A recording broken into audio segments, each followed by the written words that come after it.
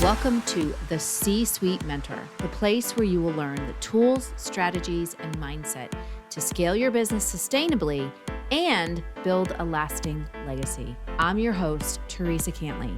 As a fellow CEO, I understand what it takes to scale a business to 7 and multiple 8 figures. It's not necessarily what you might think. It requires a complete shift in how you think, strategize, and execute key actions in your business. My mission is to help CEOs step back into the driver's seat of their business by optimizing their operations, empowering their team, and staying in total alignment with their big vision. So, are you ready to exchange everything that hasn't worked for strategies that will? You're in the right place, so let's go. Good afternoon. I wanted to jump on here today and just with all of the news articles and things that are happening, I wanted to jump on here just to talk and to create a safe space that you can ask questions because we have enough fear and enough craziness out there. So if you have questions live, or if you want to post questions in the comments, or I'm more than happy to answer them. But, with layoffs at an all-time high, I mean, it's crazy. Every time you turn around, there's another news article about layoffs. I know my husband's company has been through it. I don't, anybody that I talk to has had exposure to it in some form. I mean, it's just a lot. It's a lot. Tariffs have been implemented and we're seeing the repercussions of that. 2 of the businesses that I run, we deal with companies overseas, and I'm constantly looking at the fluctuations in exchange rates and how that impacts the business, as well as, what's going to happen with these tariffs, because we are getting product in from Ireland, Scotland, England, and how that's going to impact things. So, and I know in talking to clients of mine, just kind of the concern surrounding all of that, rising costs. And when we look at the market, we have so much volatility, things, stocks doing well and then dropping. And I just got another news article about the S&P 500 dropping, and just got an article email from Vanguard about the situation. Some people saying we're in a recession, other people saying we're headed into one. So there's just so much. Every time you turn around, if you are into consuming all of this stuff, there's just so much that's going to impact you. On top of that, from a business owner, I am a CEO, I am a business owner, I am a leader in several businesses, and as I mentioned, and employees are fearful and concerned, and rightly so, because there's so much that we're navigating, so much unknown, and just so much change that's happening. And I've also been in conversations with people where people start arguing about what they feel is right and what they feel is wrong. And it just turns into like tons of debate. And I just want to say that this is not a time to do that. It is a time that we can come together, we can collaborate, we can listen to our employees, which I'm going to talk about in a minute. And just it's not a time to lean into the fear. And if you know my story, you know that my age, I'm not going to say what my age is right now, but my age, I've been through many recessions, several recessions. In fact, I started my first business during the recession in 2008. So I've seen the different things that have happened. I've seen the cycles that happen. And I wanted to, again, I'm jumping on here to create a space where I can talk about this based on my own experiences and based on what I'm doing as a business leader to navigate and to get through these challenging times. So focusing on the fear, focusing on the frustration, focusing on all the negative impacts that we see and we read is not going to help us right now. What is going to help us is being aware of things and being knowledgeable about what is happening, but not letting that fear take us down. Yes, the economy is what it is. Things are happening, tariffs are happening, all of these things are happening that are out of our control. We can't really do anything about it, but what we can control is how we show up and the actions that we take and our perspective on it and how we lead during these times. And what I can say is in the past, navigating different, the recessions that I've been through, business leaders that I worked for, I can't say that they navigated it very well. There were things that they did do very well and things that they did not do very well. And as a business consultant myself, as a business advisor, as a leader and a CEO of a business, I've learned from those mistakes that they made. I've learned by things that I've had to navigate, and I just wanted to come here and share with you based on, again, my experiences and things that I've learned and things that I've been through myself. So, I'm in a mastermind, a high-level mastermind with other business owners, and someone asked the question in our last meeting, "What are you doing to pivot in your business? What are you doing to pivot your business during these times?" And my answer was, I'm not really pivoting anything, but the only thing that I'm truly really pivoting is my thinking around it so that I can make right decisions in my businesses and the businesses that I'm involved in. And I'm not pivoting. What I'm doing is remaining to stay above the line. Because as soon as we go below the line, we have bad thinking, we make poor decisions, we get wrapped up in the negativity. And that's when you start to see businesses closing. That's when you start to see businesses going backwards. That's when you start to see businesses that are laying off tens of thousands of people. But what I'm doing is I'm leaning into solutions. I'm leaning into what do we need to do to navigate what's happening right now? What do we need to do instead of pivoting, but almost being like water? And when an obstacle is coming our way, to weave around it.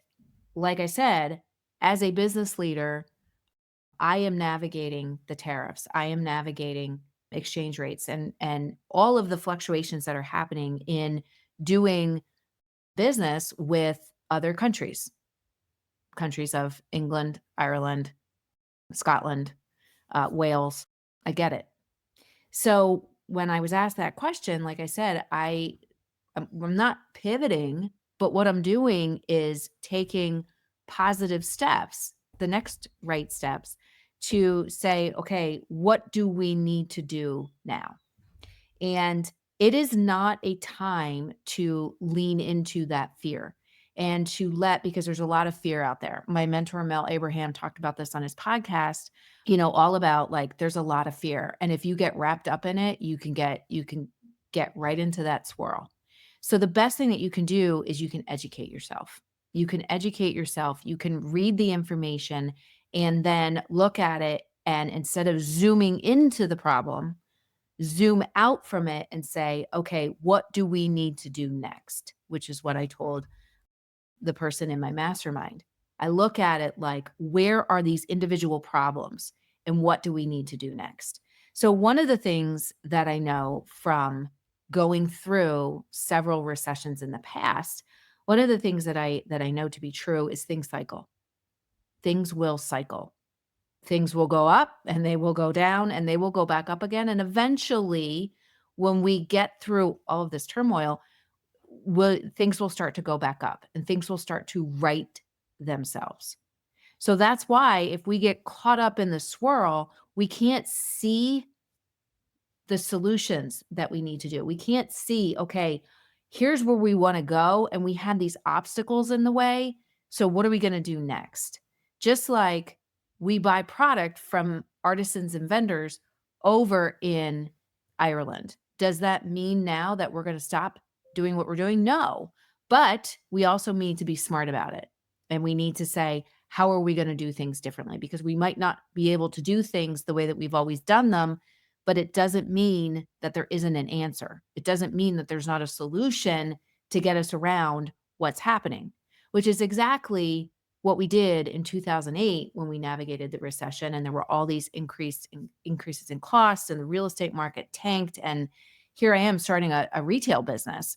And it was like, what do we do? Okay, we're going to find our way around it. We started online instead of starting in brick and mortar. We started online and started building it and made a lot of other decisions that really supported here's where we want to go. And we have these challenges and these obstacles because I don't care what challenge or obstacle you're facing, there is always a solution. There is always a way around it. So, knowing that things will cycle and things will go through a cycle. And as things get bad, they're going to go back up. And we just need to be able to, as I heard, surf the wave of change instead of getting pulled into the undertow, instead of, getting dragged into the undertow and letting it take you away. We're going to surf the wave of change and surf the wave of what's happening right now. But again, you can't do that if you're zooming into the problem and focusing on the fear, the frustration, the discouragement, with everything that's happening, rising costs, the market being so volatile right now. Again, these tariffs that are being implemented that we don't have any control over. We don't have any control over any of it. So the things that I wanted to say is that right now is your time as a business owner and a CEO and a leader. Now is your time to listen, to learn, and to lead with empathy. Our employees right now, everybody is feeling all the frustration. There's a lot of fear. So the best thing that we can do while being transparent and saying, okay, we're navigating a lot of these things that are happening right now, at the same time also being empathetic. And being empathetic requires us to be a bit transparent about what's happening. So, one thing that I'm doing is talking to the people that I work with every day, that I lead, and saying, here's what's happening with the business and this is what we're facing. The cost of eggs are really high. So what are we going to do? We're going to try and shop local. We're going to try sourcing from more local places versus buying through our normal food purveyor. The cost of meat is really high. Same thing. The cost of some of our produce, same thing. Starting to say, all right, we might not be able to buy it from the normal food purveyor because the costs are so extreme, but we want to support these local farmers over here, that we've done, we've been doing, so let's do it even more. And trying to find some solutions, being transparent and saying, hey, we coming up with a solution, working with our vendors overseas or working with other shop owners in the country to see how can we get through all of what's happening right now and that we can all rise up. We can all succeed if we come together. And using our resources to collaborate, like I said, and to connect to other people or to connect to other resources that we have so that we can all get through this. So I think the first thing is the three things that you want to really focus on are number one, your knowledge, talking to trusted advisors. I have mentors that I talk to all the time about things and how to navigate stuff. I have a business mastermind that I'm in, a community of people that we can talk through, okay, this isn't working right now. What about this? Or what are some other ideas that you have? So when this woman in my mastermind asked the question, I said, here are the sources that I look at for my news. And then here are the people that I talk to about things, experts in their field that I can get information so that I can make the best decision for my business. So number one is making sure that what you're reading and then evaluating it for yourself. And again, all of this requires staying above the line, not being dragged below the line where it's all fear, frustration, and again, being pulled into the undertow, just like when you're in the ocean. So that's number one. Number two, being aware of what's happening in your business. The third thing is being creative. Creativity and looking at things and saying, how can we do things different? And being creative about how you're doing things is going to be so key. In 2008, when I was still working in corporate, we launched a private label product line during the recession in 2008 because there was a need that people still had. There was a need that our customer had, and we knew we could fill it. And we could fill it because we were a small business. We could do it a lot faster than a lot of the bigger businesses because they were dealing with all these other issues. And to try and get something moved through fast, it was just more difficult. So we launched a private label product line and went from zero to almost 2 million in 9 months during a recession. Again, because we used creativity to say our customer has this giant need right now, and we know we can fill that need rather quickly because we're small. And that's where you have to remember that being small is actually your superpower right now. There are things that we can do as small businesses that we can do a lot faster because we're small. There are things that we can come up with a lot faster because we're small.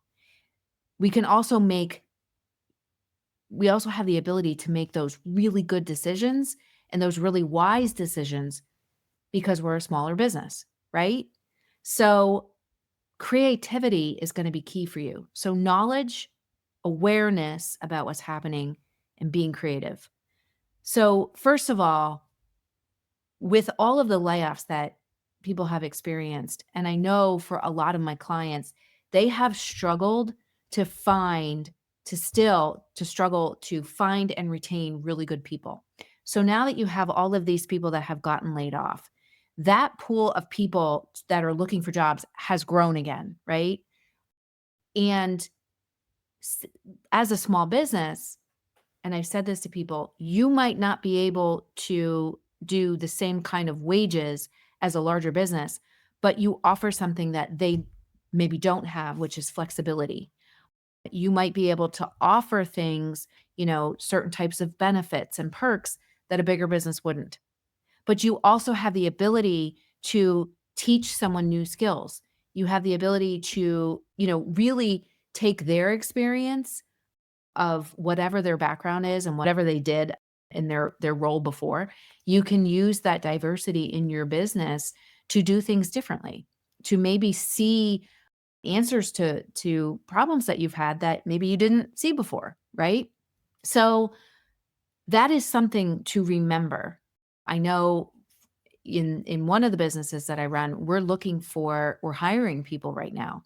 And we're looking at this like, hey, these people may not have had experience in the industry that we're in, but we're looking outside to just find people who have the people skills that we need in our business that align with the values that we have in our business. So that's one thing to think about.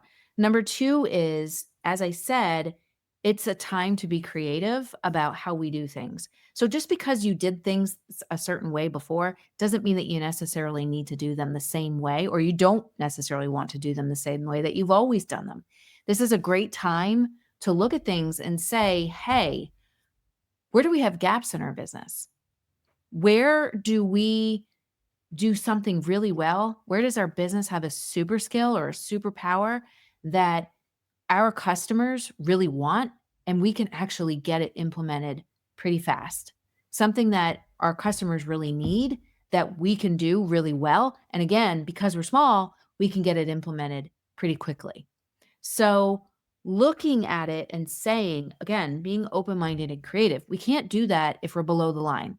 But if our thinking is above the line, zooming out from this and saying, Where can we fill a gap in our industry that our customers really need?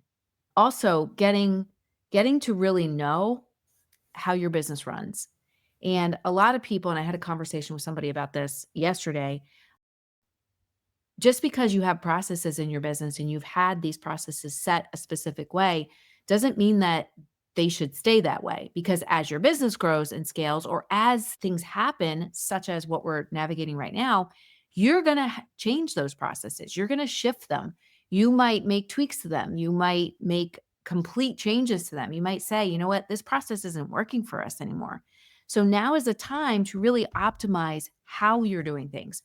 But also, if you're bringing new people into your business, you can optimize who's doing what and how you're doing it so that you can, as I say, you can do more in your business, maybe with less people focusing on one specific thing and maybe getting them to do other things that need to be done in your business. And I think the last thing that I just want to say is you got to stay the course. You have to stay the course. And I know it's hard, especially right now. Believe me, I have moments myself. I'm not immune to it, but you need to stay the course because things, again, things will cycle. I mean, going through this in 2008, things cycled. Things cycled between 2008 and to 2000 and to 2010 and even 2011. Things cycled. Things cycled through. And in 2000 and 2011, when things had cycled through, for me in my first business, we opened up our first brick and mortar shop. And that private label product line that we launched when I was still in corporate, that grew from 0 to almost 2 million in 9 months. And then by 2011, when things again started to cycle, I mean, it was like just off and running. So you have to stay the course. So many changes are happening in the stock market. You got to stay the course. You have to be willing in all of this, no matter what, you have to be willing to play the long game. And in order to play the long game, you have to be willing to shift your perspective and to consistently be looking for solutions, to not let an obstacle or a challenge take you down, pull you into that undertow, just like if you were swimming in the ocean. But you have to learn how to ride those challenges and be like water. When you run into a rock and you can't get around it, somehow water always finds a way, and you will find a way as a business owner. So, with all of these things that are happening, and I've seen like so many news articles come out today, and yeah, like it just pulls at you. It pulls at you. But I'm here to tell you there are ways that you can navigate it. There are ways that you can do things, you can look at things differently and consistently find that solution. There are ways that you can navigate what's happening, and I can say this. It is a time to listen to what's happening and evaluate it better, to listen to your people, to learn, okay, here's what people are saying. Is this something we can implement into the business, or is this something I need to just let go? But also to learn from your people. What do they need? What do they need right now? And lead.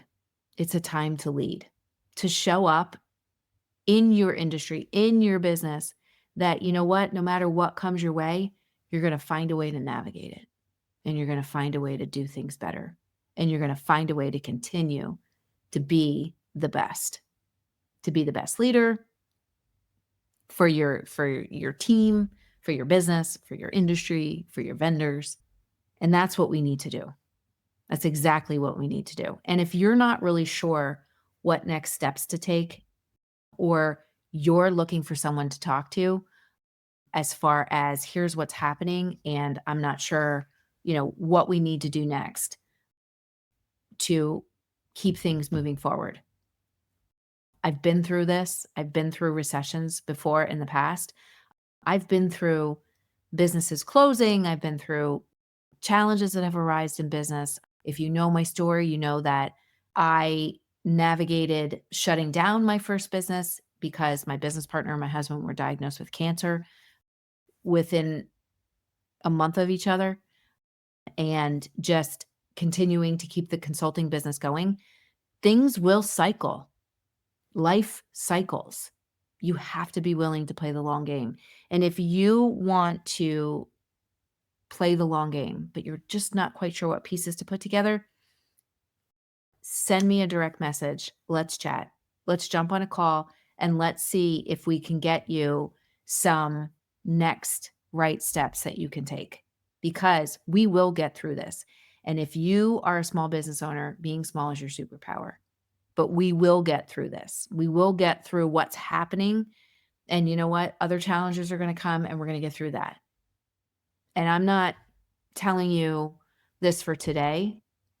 I'm reminding you how great you can be because of this today and in the future.